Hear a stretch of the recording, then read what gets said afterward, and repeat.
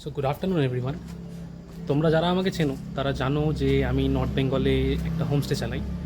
আর এখন আপাতত দুটো হোমস্টে আমার, একটা আমি নিজে চালাই নিজের, আর একটা আমি অপারেট করি।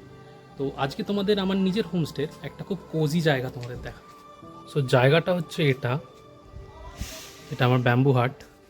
কিন্তু এটা কিন্তু শুধু ব্যাম্বু হাট নয়, কারণ এটা হচ্ছে গিয়ে আমার dining space. So this is my bamboo হাট কাম ডাইনিং স্পেস এবং আড্ডা দেওয়ার জায়গা। এই যে জায়গাটা দেখতে পাচ্ছ, এখান থেকে ডাইরেক্ট কাঞ্চনজঙ্ঘা দেখা যায়। আর আজকের ওয়েদার দেখতেই পাচ্ছ, বেশ সুন্দর। তো আজকে আমার এখানে গেস্ট আছে, তো তাদের জন্য রান্না করেছিলাম আমি। কারণ গেস্ট এসে বললো যে নর্মাল একদম অথেন্টিক বাঙালি খাবার সিম্পলের মধ্যে কী হবে, তো আমি সেটাই বানিয়েছি। তো তোমার ভাবলাম যে তোমাদের সাথে কিছুটা শেয়ার করে যাই যে আমি কী রান্না করলাম, এবং তোমরা আমার হোমস্টেতে এলে কী খাবার, কীরকম খাবার পাবে সেটাও তোমরা বুঝতে পারবে। সো দেখতেই পাচ্ছ, এখানে আছে আলু ভাজা, ঘি, ভাত, পাঁপড় ভাজা। এখানে আছে সব রকম সবজি দিয়ে মাছের ঝোল আর স্যালাড।